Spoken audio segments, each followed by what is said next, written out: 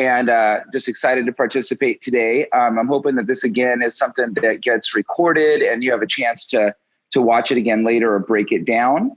But also that if you'd like to, you're going to get a workout today. You can just participate and feel it a little bit. Some of you I know would be probably taking Brandon Sugiyama's Wushu class on a Saturday at right about this time. And so we'll get a workout today as well. The idea is to give you very simple things that you can use that don't replace the things that you're doing already. That you can add these things without feeling a burden of like, oh man, I got to do a whole bunch of extra work. I'm already doing Wushu as much as I can. These are things you can do mostly at home, and they are mobility exercises that will pay off big, and then simple strength exercises that, again, will hopefully allow you just to practice more and feel more confident in your sports movements with Wushu. Or if you're in the self-defense, I know we're just coming out of a Sanda seminar. So first is the recharge. Our first 5 to 10 minutes is going to be a joint by joint checkup. And I'm going up and down through my neck first, slowly. Each movement will do about 10 to 20 repetitions. I don't believe there's a magic number, but that you should stay interested, try to be the observer, see what you feel. Don't just chase the number of repetitions. Start slowly and move with your breath. You could inhale on the way up. You could exhale on the way down. You could start to move a little closer to sport speed, or the speed you intend to move for your activity. So today we're doing a little bit of strength training. We're probably not doing real explosive martial movements necessarily. I'm going to go slow to medium. I might not go to explosive fast. See what feels comfortable. Start slow, get good feedback, maybe sport speed. Going left and right through the neck now. Tilting laterally, as if your ear is getting pinned to your shoulder. Try that 5 or so times per side. We're going to go a little further. An exercise we didn't finish last time is called the Get Up, or Turkish Get Up. That'll be on the menu today, as well as review of some of the push-up and squat archetypes that we used last time. And I want to talk to you about and show you how mobility affects stability. Now, figure 8. Give me your best Stevie Wonder roll in the neck side to side and in both directions. Keep big full breath, maybe moving into that sport speed. Okay. After the neck, we're going after the wrists to the hands. You can stretch out your fingertips, clench your fist, stretch out your fingertips, clench your fist until we do that 10, 15 times. Trying to visualize or feel fluid getting pushed into the knuckles, the joints of your fingers. So it's a joint warm-up. It's not necessary that you are finding intense muscular stretch. Let's flex our fingertips back and then curl the knuckles and flex them down. Going up and going down 10 and 20 times. So joint warm-up moves fluid. You will increase the heat of your tissue. You'll be a little more injury-proof having done this kind of warm-up. It's also a gateway. Now we're doing the elbows, deep bend the elbows and extend to what is being called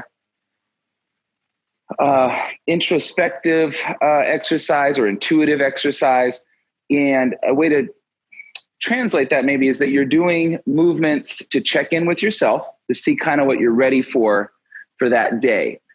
See if it's a good day to go a little harder, go a little further. So you're listening to your body. You're not doing a magic number of repetitions. Mostly it's 10 to 20. Mostly it's rhythmic. And then it gets a little more complicated. You're going to notice some of the patterns get a little bit more rub your belly, tap your head, right? We start getting a little bit of a neurological warm-up, increasing the demand neurologically. So high and low, same time if it's comfortable. I'm deep bend to extend the elbows, deep bend, extend the elbows, and then take a few breaths off. We're going into the shoulders. Hike your shoulders high up to your ears and drop them low. We'll do this 10 or so times. And then I'd like you to try to draw some big circles with your arms, forward circles, 5 and 10 times. Full breath, full circle.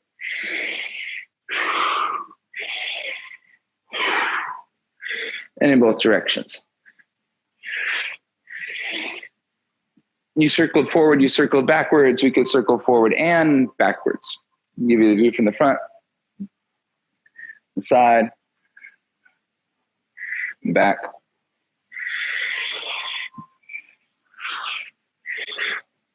Okay, and you can switch directions, try it the other way. Get a little bit of heat through your upper back and shoulders. We're not done there yet. I want you to try next to isolate the movement of the mid-spine, of the T-spine, to try to extend through the middle of the back and flex. That I'm trying to move a little bit less my head, a little bit less just the arms, a little bit less just the low back, and get some of the action through the mid-spine.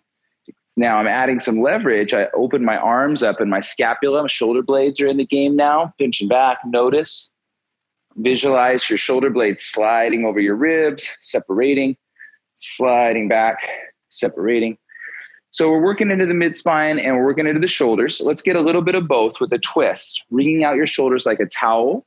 A little Egyptian dance move. Let one palm to the sky.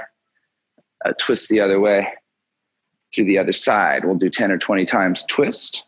Internal, external rotation of your shoulder. You can do this with fists. You can do this with open palms.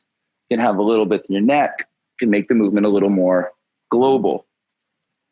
We're trying to work through that mid-spine, and we still are. We're going to do lateral bending now. I'm going to go 5 and 10 times per side, 10 to 20 times in total, trying to stretch the spine laterally.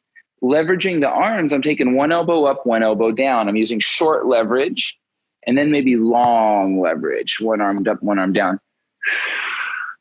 So we'll talk today a little more too about how you can load a stretch to bridge the gap into a strength exercise. We can kind of make a stretching or mobility exercise a strength exercise and vice versa as well. And we'll give you some examples of that. But that's like you're using a little more muscle for the goal of mobile, right? You want to be stronger so that you can be more flexible. They help each other.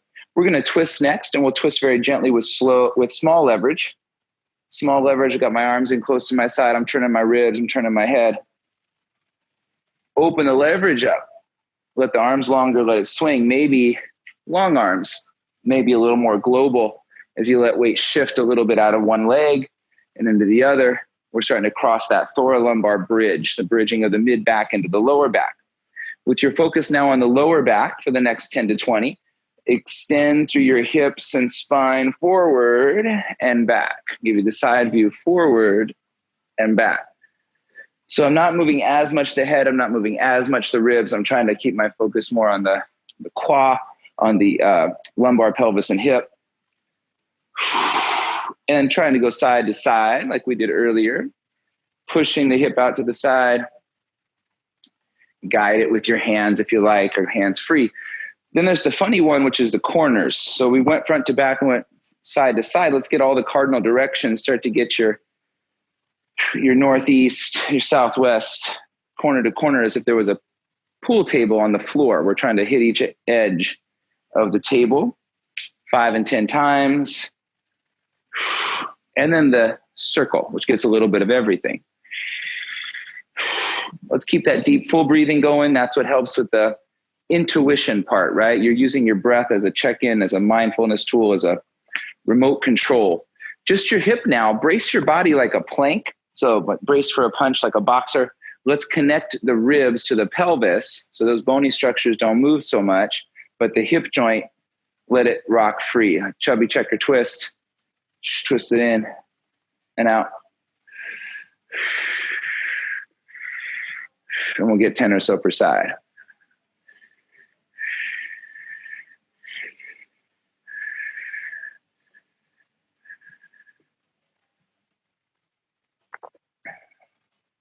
All right, we're circling through the hip joint next. You could hold on to something for this exercise. It's not a balancing exercise. It's mobilizing the joint. I'm whirling circles through the joint. You can imagine a small target like a yoga block or a candle. You're circling around that target. And again, you can use this arm as a counterbalance or hold on to something. I'm going to try 10 or so circles through the hip, each direction. If you were tuning in 2 weeks back, this is a slightly different version of the recharge. And you'll see through this series this summer, a slightly different version of the recharge each time. You could certainly make it your own, the recharge movements, and just plug in a few favorites, take out a few that are redundant to you in your own practice. I'd recommend that.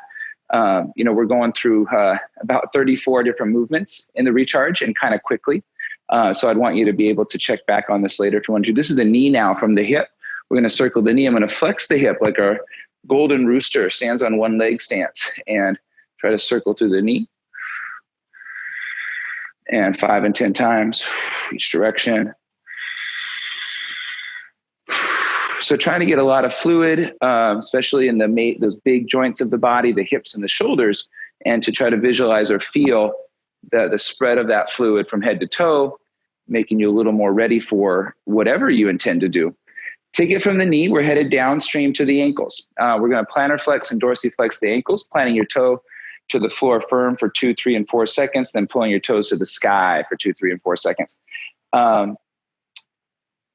Treating the foot, trying to mobilize the foot. The toes are another joint that we need to mobilize. So try to separate your big toe from the other track, from the other 4 toes when you're doing your ankle mobility. We might do a little more ankle mobility from the floor today too.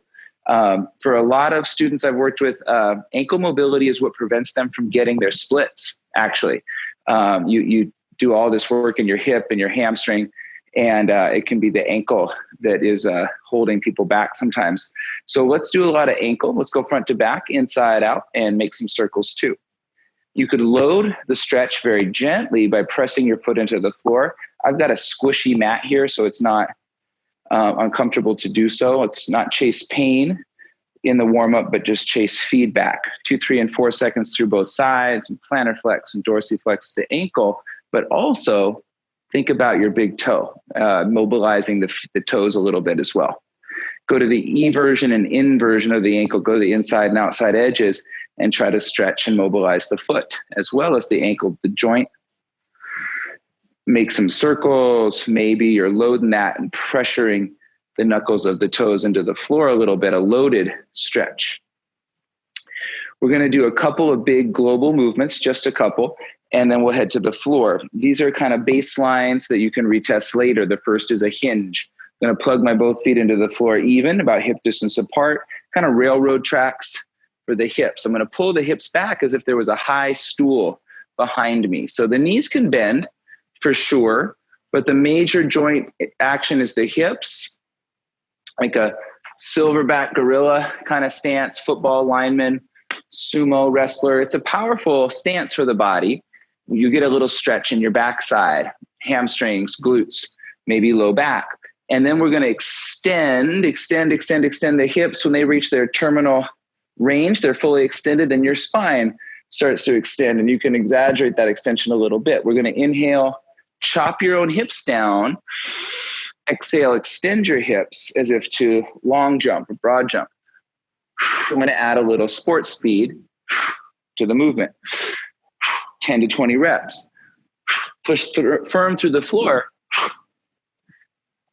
Let your arms swing and counterbalance, and try to groove those hips. Hopefully, through some of the work we do today, that will feel even better than it does now. We're going to do next is a squat assessment. So just a 10 to 20 times squat, and just trying to assess where things are for the day, make those small adjustments to make it feel comfortable for your body. I'm going to send my hips backwards, my arms forward in a counterbalance, 2, 3, and 4 seconds at the most, or at the fastest, I should say. I'm not going for speed. Other side, 2, 3, and 4 seconds. Inhale down, exhale up, and then maybe getting a little more rhythmic or get that sports speed with it. Inhale down, exhale up, make those small adjustments. You can make it closer to what your action is for the day, right? Like, so you need a wider horse stance. You're going to open that up a little bit. It's okay. Or we can get some different variations as we continue to build into the strength portion. Where we're headed now after this recharge is into up dog and down dog. If we're going to use our yogi terms, and I call it in my practice just a yogi pump. It's going from 2 extremes. Last time we spent a little more time developing this shape, which is a crawling archetype. Your belly button's prone to the floor, hands and feet are on the ground. We set the crawling archetype up very slowly with some back extensions. Today, we're going to go a little quicker into the full thing. So if you would join me or watch, we're going to stack our shoulders over our wrists, spread our fingertips out wide, try to pressure the outside edges of the hand. The legs are hip distance apart or wider. I'm going to start a little bit wider than hip distance at first so that the demand on my hamstrings is a little bit less than it would be if the stance was very narrow. I'm going to push the hips backward and then drive the legs towards straight. I'm trying to invert the body. I want my head to be actually lower than the heart. The arms are in line with the ears. You can march around a little bit your weight from your ankles and your feet and make things comfortable. 2 to 4 seconds later, we're going to start to peel, extend the hips, flex the shoulders, and get into this planked push-up position. If you continue to extend through your hips and through your spine and your wrists allow it, then you've got this opposite extreme, which is the upward dog. We're not going to let the shoulders shrug up into the ears.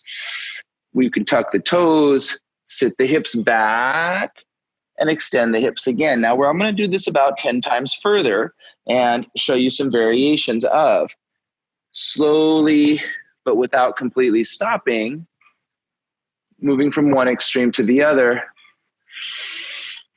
If you add what we call in yoga the chaturanga, a negative push-up, some variations here of lowering the body with control. You could touch down first the knees and keep more or less vertical your forearms. On the way up, lift first with your back. Use the extensors of your back, pinch your shoulder blades together, and then finish through the arms. You can sit the hips back, and I'll try that again. I'm going to go from my flexed hips, extending like a push-up, and exhale, sink, and inhale, pull up through the back, finish through the arms. Harder still, but to build more strength, I'm going to use a slight variation on my push-up. Instead of coming to the safety of the plank, which I recommend that you start, and lowering down to keep your vertical forearms, I'm going to lower at a different angle. I want to first allow the elbows to bend instead of letting the scapula retract. That elbow bend is going to drop me here and work much harder the arms and some of the upper back and shoulders. And then rolling through my wrists, which is going to challenge a little more the core of the body and the pectoral muscles in a different way. I'm going to show you that again 2 times further. So this is to sink the shoulders. Do not move the scapula, the shoulder blades. Bend the elbows. 1 time further.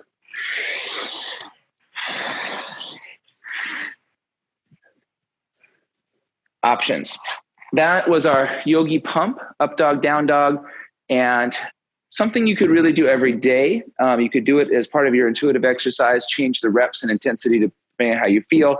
It's a really good setup for push-ups. We talked last session about moving towards a practice of high intensity push-ups, the one arm push-up or one arm, one leg push-up being an example of this that we could work towards.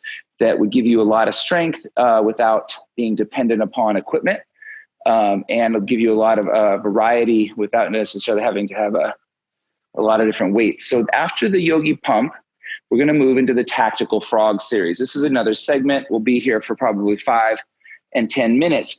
This archetype helps a lot with squatting. It helps with centered splits. Your lunging, your leg work will all be assisted by the tactical frog series. So I'm going to take my knees about as far apart as I can comfortably get. I'm going to show you from the side view as well. If you had extra padding for your knees in this position, it may help. Sorry, Peter, can you move the camera down just a little bit? Oh, absolutely. Yep. We're headed to the floor for a while, so this is a good idea. Thank you. Thank you, moderator. See if that's not a little better. Yeah, that's better. Perfect. Cool. So I do have the feet turned out. If that is not tolerable, turn the feet back in and you're still going to get a lot of the benefits of this pose. But if you can, we would try to turn the feet out. My hands, the wrists are also slightly turned out and my shoulders are stacked over my wrists. I'm going to be here for about a minute or 5 to 10 breaths. And I'm trying to draw the hips back flexed. That's hard to feel sometimes, especially if you're at the extremity of your stretch. It's hard to feel that you could pull yourself backwards a little more. Let me show you what I mean from the back. It would be the efforting to pull your knees up higher. Pull your knees up higher to your chest if we were on our back. If I was with you today, I would show you this. I'd grab your feet and resist you as you tried to pull, pull, pull, pull, pull. So if you could have that feeling of trying to visualize you're pulling your knees upward towards your elbows. And we're about to head down to the elbows. If you did 5 to 10 breaths with straight arms, come down to the elbows, try another 5 to 10 breaths. Bent arms. You've changed the angle of the spine relative to the pelvis and the hip joint, and you probably have now a little more access for most bodies, a little more range. So let's try also going side to side. If you try to go in front to back, try to peel your weight to the right and left side body to more affect the right and left inner legs. Just like we did from our standing warm-up, think in multiple planes of motion. If we went front to back, side to side, then we should also get the other cardinal directions. Get your corner pockets, make it circular. The next piece is a strengthening exercise for your internal rotation. Think Li He Tui, inside kicks. So this movement is kind of a strength exercise. It's loaded because of the position of the leg.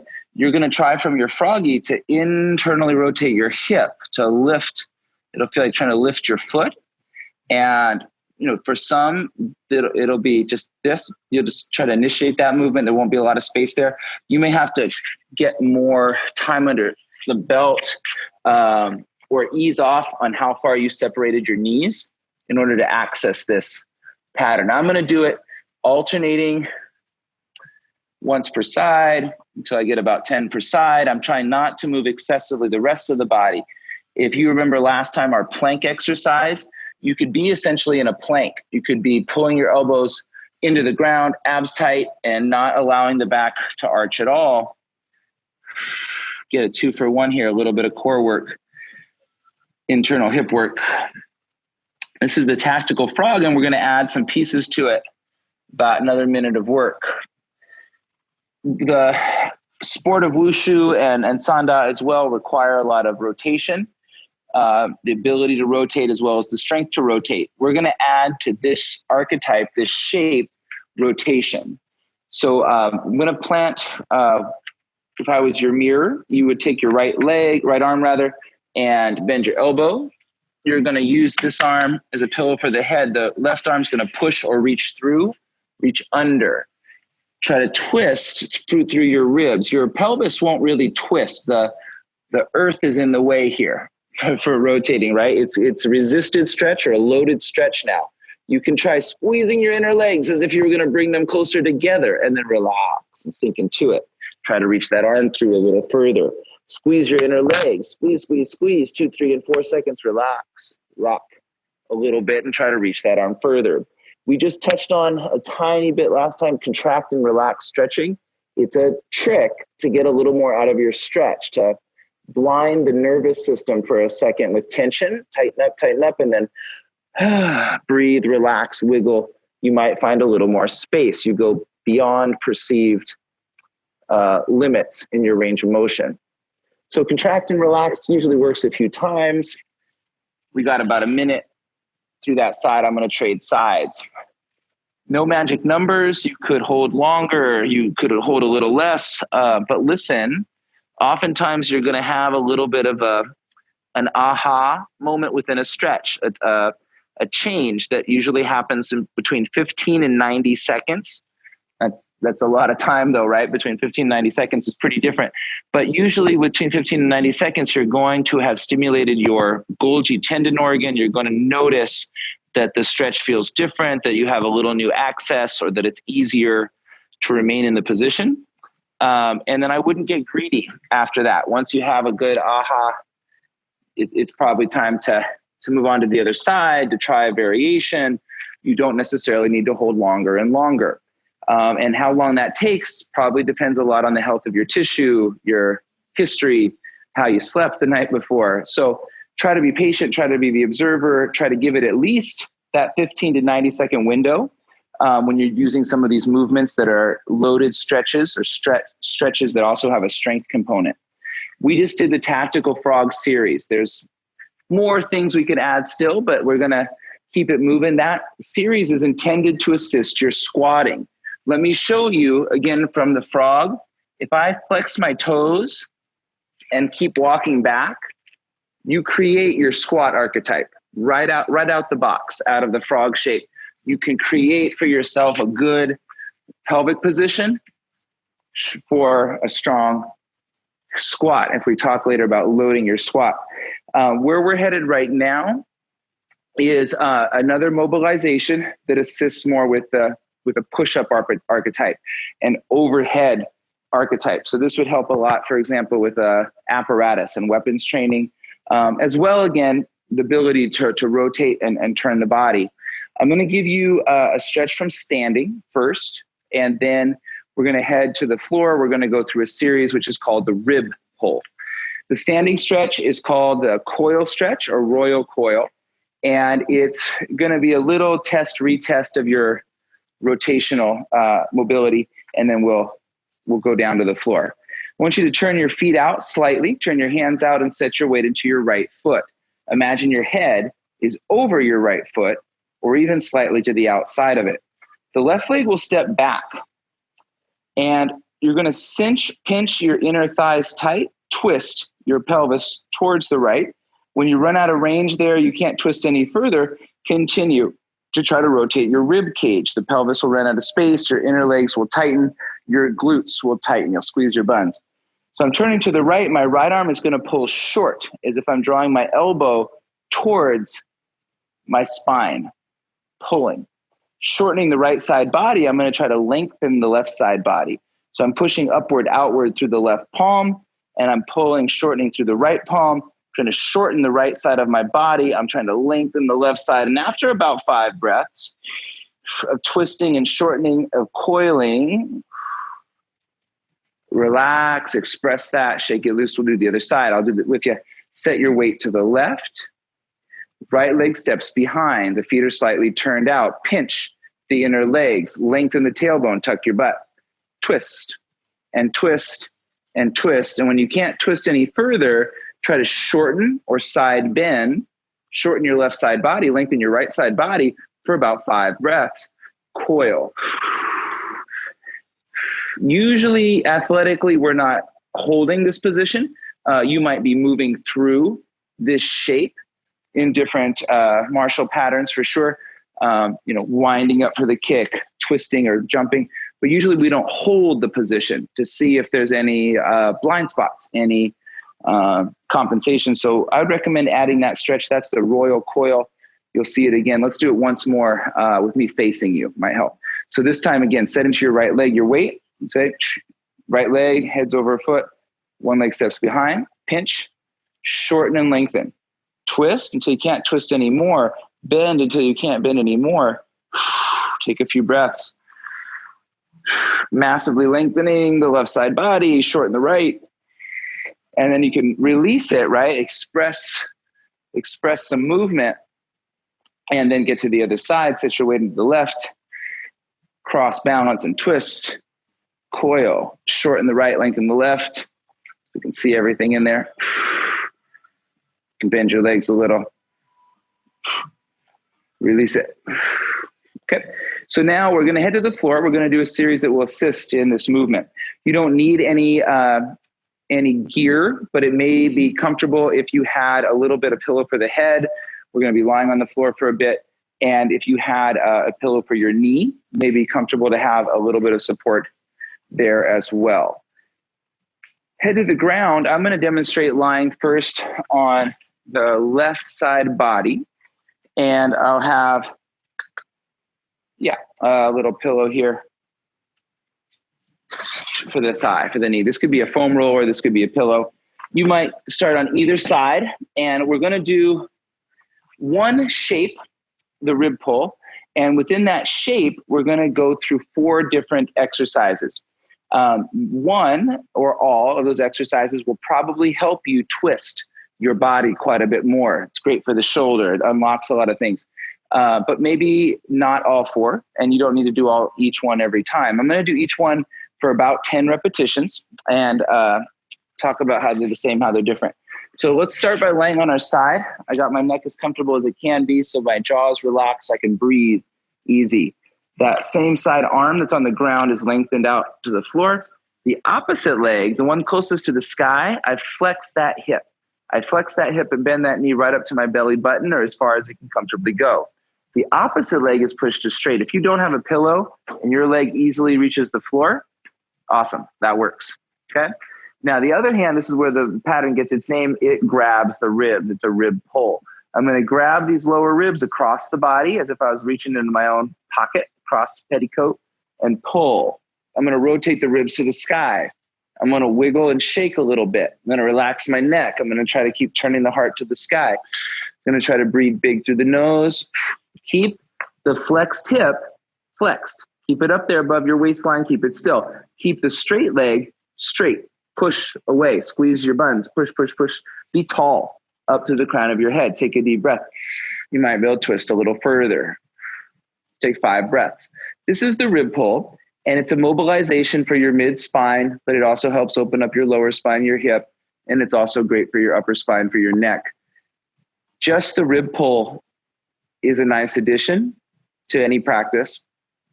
We're going to start to plug in some active measures, some exercises you can put within the shape to take more advantage of it. The first one, I'm going hand over hand. So I got this twist. I earned this twist, but I'm going to let it go.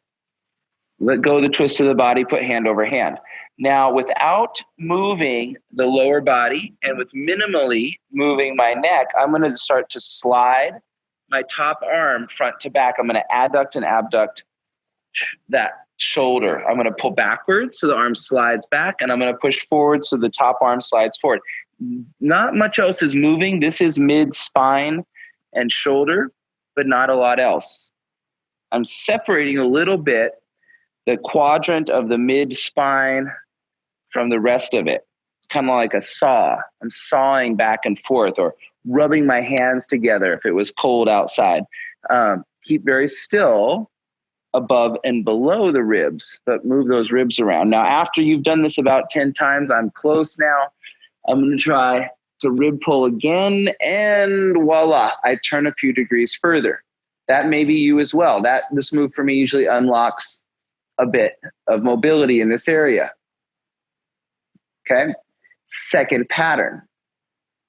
We're testing and retesting the original shape, the rib pull, see if it gets a little easier. This time, I'm going hand over hand again, but I'm going to externally rotate my shoulders before I start. I'm going to open the palms like a clam, like a book, pull them apart. So one thumb aims to the floor, one thumb aims to the sky. Let the neck now really be long, relaxed, and follow with your eyes, your hand, turn. Don't let the lower body move. Breathe big, keep turning, keep twisting, come on back.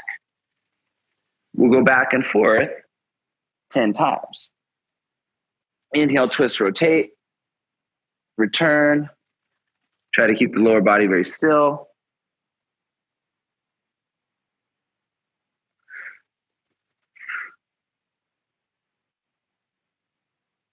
Gonna try another 3. To keep that lower body still, you have to squeeze your glutes. You have to pinch your inner thighs. You have to do some of those things we were doing earlier to hold static, especially if you've got some restrictions here, if it's tight. After 10 times, that big open twist, here we go again. It's the rib pull. It's back. We're back to that same shape and retesting. Now, that paid off for me again. I'm twisting a little further than I did originally without moving the base leg. That might be you as well. Might have paid off a little, might have paid off a lot, maybe didn't pay off at all. We got a couple more things to try. Now I'm going to unwind from my original rib pull. And what did we do so far? We went front to back without bending the elbow. We twisted everything up, let the ribs pull and rotate.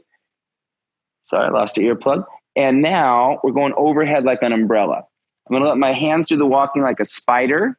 I'm going to try to keep this hand on the floor as I go around, around, around. And it does a different job of mobilizing the shoulder girdle and the serratus. Watch out for kettlebells around you if you're swinging that arm. Creep it all the way around and back. And you could try that as many as 10 times. If your arm does come off the floor, no points will be deducted. You're allowed to do so. Make sure you're not chasing pain. This is better as a diagnostic if I keep my hand on the floor. And then I could just notice when exactly it is that the hand comes off the floor and stop there.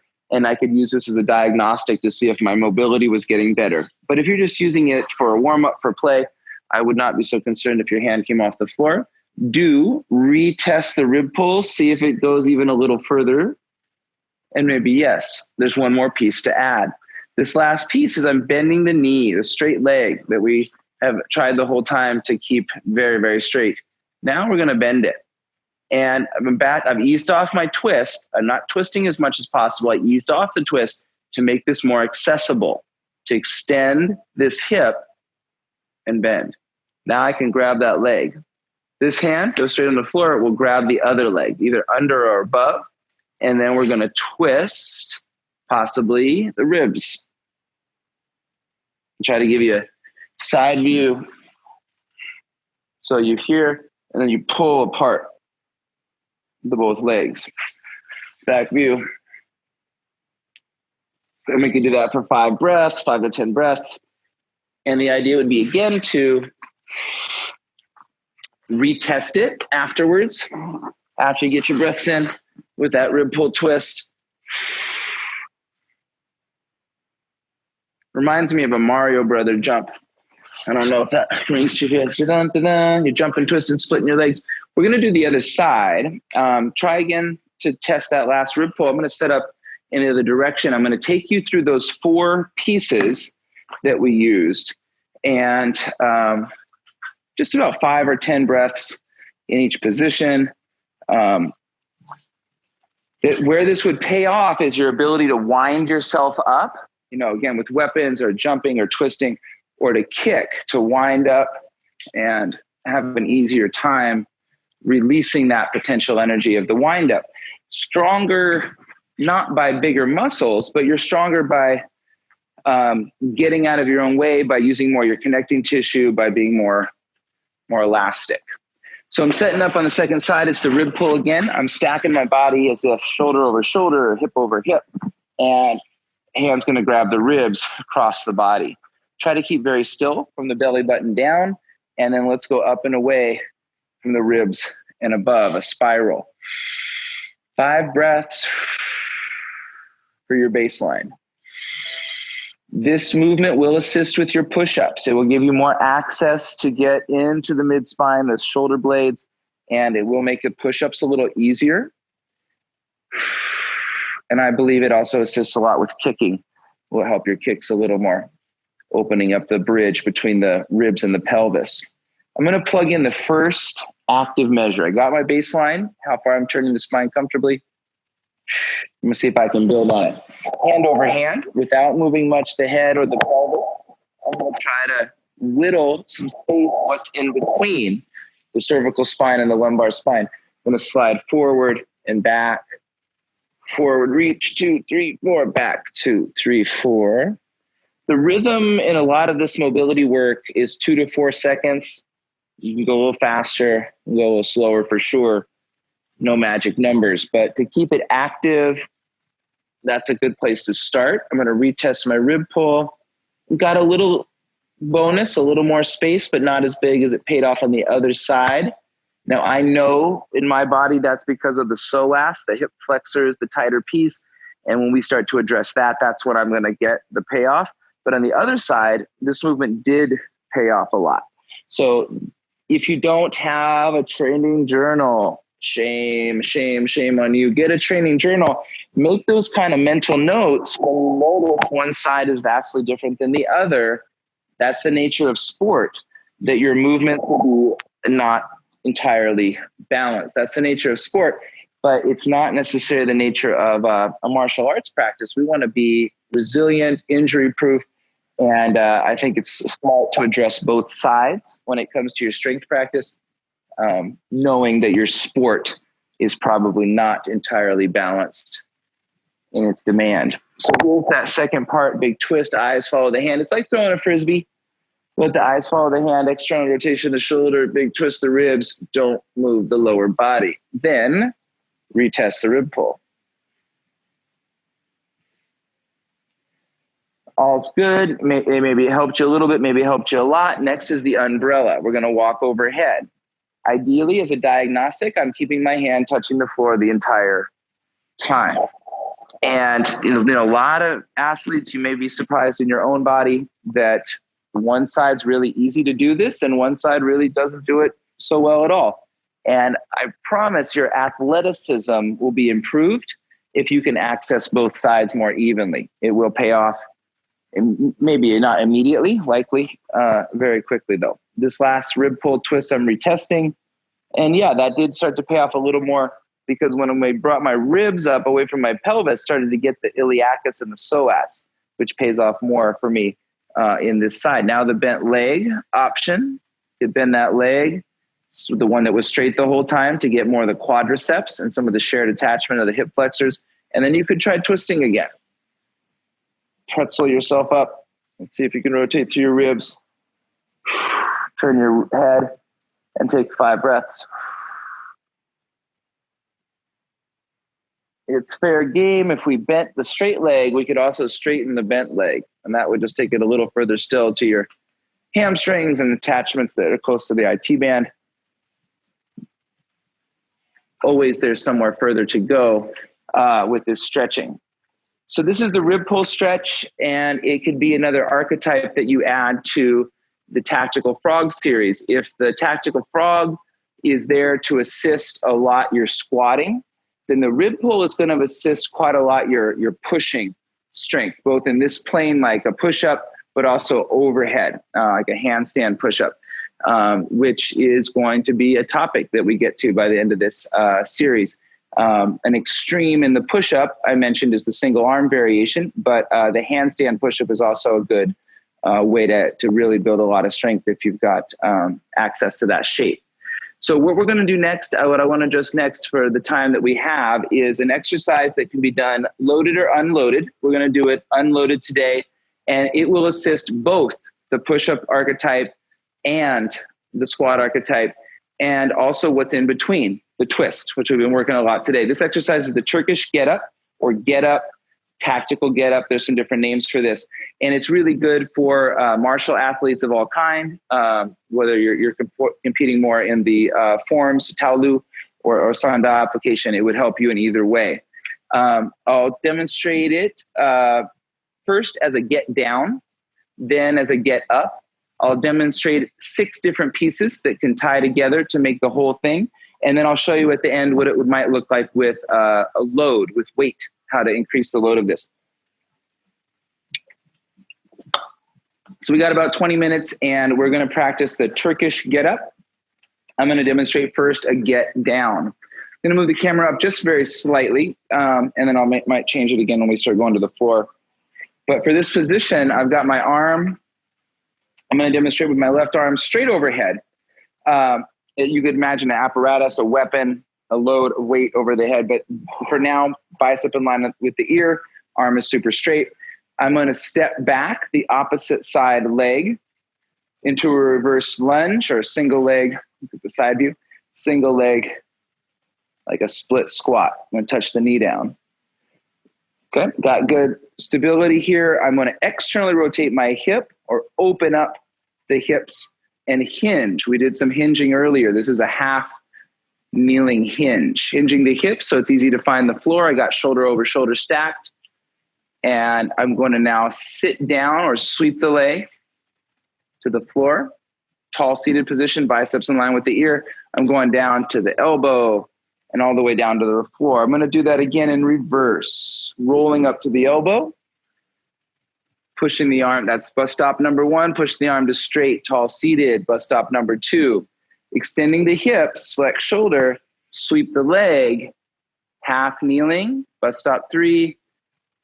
2, tall kneeling 4, square up, step up, and do that one more time. Reverse lunge, rotate hinge, sweep the leg to the elbow, all the way down, take a breath. It's not a sit-up, it's a roll-up. I'm initiating with the abdominals, pushing with the hips. So this here, it's rotation, extension,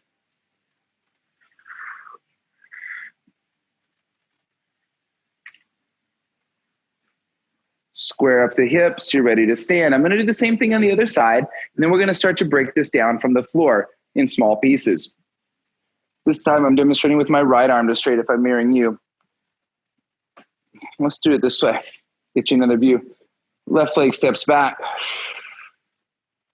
External, rotate the hip. I swivel or open the hip, allowing the hinging of the hip, rotation of the torso. Find the floor, sweep the leg, hips down to the floor. Now your elbow, now all the way down. I'm going to reverse my steps. Take a deep breath, roll up, don't sit up. Push the arm to straight, take a breath, sweep the leg. You're in that tall or kneeling now.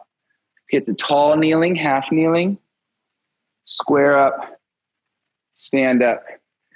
So why is my arm straight? It's self-limiting to have that arm straight. It will make you super strong when you later load that, but just to have your arm straight now is self-limiting on your posture. You can't cheat so much. What I'm going to call a forward chop on the way up, which would be detrimental to some of the benefits in this posture. So they have that arm super straight. They have even a very light weight in your arm is very self-limiting, and you will get very strong doing this. I'm going to recommend that you start this exercise with a very light weight and maybe even balancing something on your fist to make it neurologically intense. I'll give you an example of that before we're done with a light shoe. If you got the fadeaways, if you got your light shoes, or like a yoga block.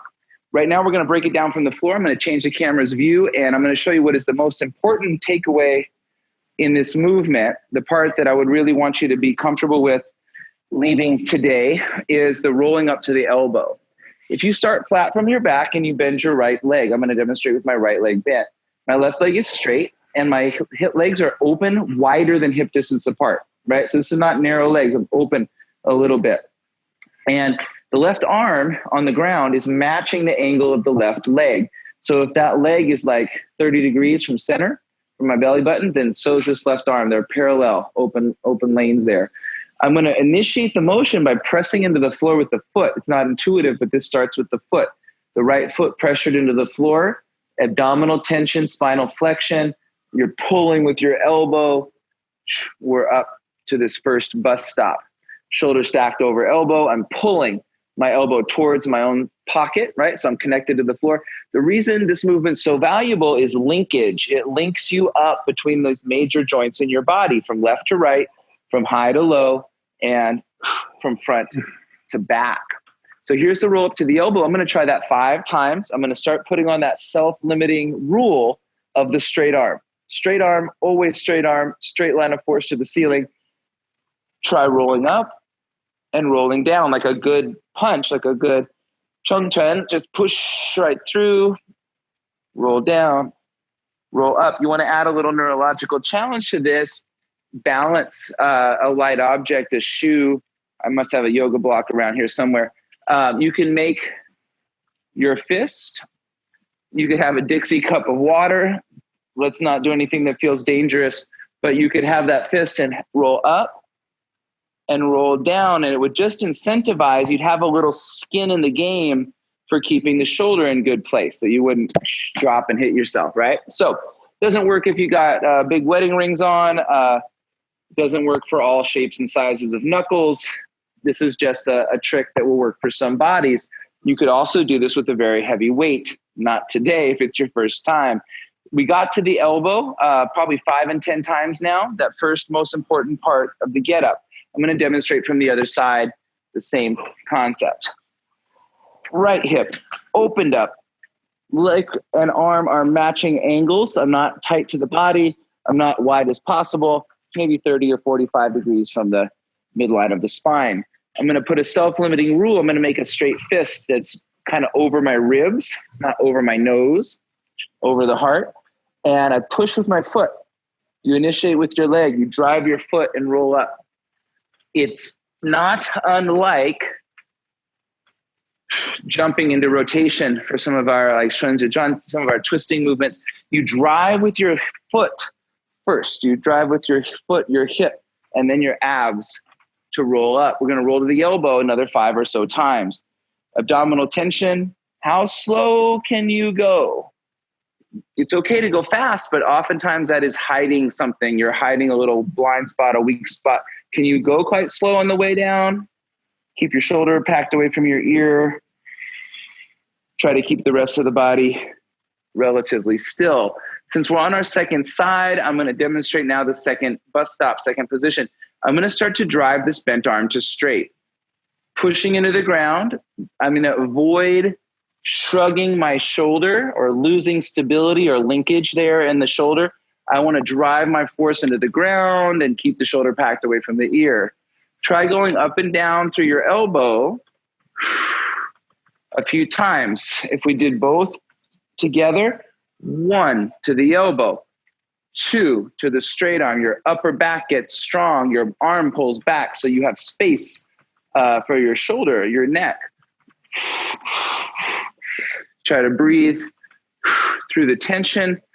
And I'm going to do a couple to the elbow, to the straight arm, to the elbow, to the straight arm. You can work through both shapes. Now here's the other side. At the same time as I'm pushing one arm to extension, the other side body is retracting. So that's the upper back strength. This is a full body effort. Okay, and one more. And now I'm on my second side. I've got to practice a little bit that most valuable part, which is right to the elbow. Initiating the twist of the torso. Second part, extension, upper back, postural muscles. This next piece may require some troubleshooting. Send me an email, shoot me a video of you doing this movement, and I will definitely give you some good feedback. This next part needs some special modifications sometimes for some bodies, and that's okay. From this shape, I'm going to do what we call a high bridge. High bridge assumes I'm comfortable with the weight that's over my head, or I have no weight over my head. High bridge is a good movement if you feel very safe. You extend your hips. It's a hip extension. I'm going to push through the floor. I'm going to drive belly button or belt buckle to the sky. Got to trust this shoulder. But the movement's for the legs. Big movers, the hips. Drive the hips into extension. Use this straight leg, bend back, and you turn your torso. There's rotation here. So I'm going to demonstrate again. Bridge and sweep. Now my knee's on the floor. Where is this knee? This knee is exactly where your buttocks was. So where your butt is sitting right there, if you can make a little mental note, that's where you need to put this knee. You need to put this knee right exactly where that buttocks is. So it replaces the stability. I'm going to do it again all the way from the beginning. Bus stop number 1, roll to the elbow. Straight arm. Bridge. I'm using a high bridge. You could use a high bridge. And sweep. See if it's okay for your shoulder. Some will need a special modification here on the bridge, like eliminating the bridge, right? If the shoulder is no good with that movement, then we can still get there. Just so it's like a little more, need your knot tying badge there to get in and out, but I can show you different ways to navigate the position. This gets us hinging and extending. This is what we call in strength training world a windmill. It's a hip hinge with torso rotation, and it's a way for you to find the floor and get off the floor without using your arms, using your neck. You're going to use instead your hips. Okay, so I'm tall seated, bridge, half kneeling. Half kneeling is where we start working some real leg strength. Half kneeling, I could say also, it's kind of like half squatting. Okay, that archetype of the hips in the back. So here we go, one time more this side, the whole next step to the elbow, to the straight arm, to the bridge, sweep the leg, hinge, now you're tall. If you're getting tired of that arm being super straight and strong, you know, it's kind of like the first time in practice you ever have to hold your arms up the whole practice doing basics. You will adapt to this upper back strength, and it's very useful for the mobility and strength in your overhead positions. From the kneeling, the next last thing we would do, square the hips, stand up. Try that with me 3 to 5 times, drop, stand. And we'll do the whole trip down. If I get 5 to 10 of these, the whole trip down. Open the hips up. This is the tricky business. You externally rotate or swivel at the knee. Have space. When in doubt, lengthen out. Hinge, rotate torso. That's the windmill. You find the floor. Sweep the leg. That's the bridge. Hips, elbow, all the way down. I'm going to do the same thing on the other side. And I'll take a little extra time on this, on the high bridge and the sweep. And then we'll work to standing. It's to the elbow. Take a breath, arms straight. Take a breath, sweep. Okay, and that's what we're working. This is that newer piece. In my own practice, I try to get 10 get-ups in a workout. That is 5 get-ups per side, 10 total. Now, we're just doing body weight, so 10 total would not be a terrible burden. If you're working up into what is like close to your heaviest comfortable load, once you know this movement, 10 might be enough for a whole workout. The movement takes 30 seconds and more to perform 1 repetition. So you don't need to do a lot of repetition. Observe at Tai Chi speed. I'm going to imagine I had a heavy load. My get up might look something like this. Up to the first position, take a breath. Up to the second position, take a breath. Ground the feet, pack the shoulder, high bridge. And I could take a breath here after the high bridge and sweep. I have no excuse to be out of position because I can slow down and get into position, hinge my hips back and peel that arm off, extend the hips. That's a tricky part to still keep still and stable. The shoulder, you're like an archer there pointing at the moon. Extend out, square up again, your hips straight forward like railroad tracks, pressure your foot. And we would do that. I'm going to do that a few times. It's just 1 trip from the floor to standing and back again. That's 1 repetition. But I'm breaking this up and repeating small pieces like this lunge 4 and 5 times. I could do the sweep to high bridge 4 and 5 times. And I could work through all those different bus stops I showed you as individual exercises. You could do them as individual exercises, or you could do the whole thing up and down. Whatever new exercise I add to my personal practice in these last maybe 6 or 7 years, I always come back to my get up. And what I want to see in whatever I add, if I add heavy squats, I add bench press, I add new jumping plyometrics, I want to see that I didn't lose any strength when I add this thing. And so the get up for me is that measurement. I check that I didn't lose any strength, or maybe that whatever thing I've added has helped me globally, and my get up gets stronger. So it's a good baseline that way. Turkish Get Up, tactical get up. It could be in addition to almost anybody's practice. It was not a big burden. You can do as little as 10 reps total, 5 per side, and expect to get a big benefit. I would try to do the 10 repetitions between 3 and 5 times a week. And I would try to vary the load, keep it wavy. Learn it with body weight first. Learn to balance a shoe on your fist without dropping, without losing that straight arm. And then load weight. This is the way acrobat hand balancers, like you might see in Cirque du Soleil, this is the way they learn. You know, they start this way. And there's some interesting myths, warrior myths about this. Hey, Peter, Turkish, we're almost out of time. Is there anything you want to wrap up with? No, this is really it. The Turkish Get Up was what I wanted to wrap up with for you guys. That could be honestly an entire workout, just warming up, stretching, and then doing heavy Turkish Get Ups. Do we have just a minute? If we have just a minute, I would show you what it looks like with the weight. This is about an 80-pound weight, a kettlebell. This is an example. I'm going to do the Turkish Get Up after you practice quite a lot. My maximum weight is about 125 pounds with this exercise. And that's not unreasonable for someone to get to half their body weight with this exercise. It won't add a lot of size to your frame, which is great for a martial athlete where we're trying to keep lower our body weight and our body fat percentage.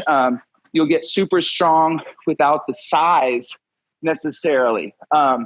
So that's what I want to leave you with. I want to invite you to join me again next time, and we'll get into a little more apparatus. We'll start talking about how to use some loaded strength tools like the barbell and the kettlebell and how that ties in with what we've done so far. Thank you so much for having me. Really fun to get to connect. I look forward to the next one. Thanks a lot, Peter. Thank you.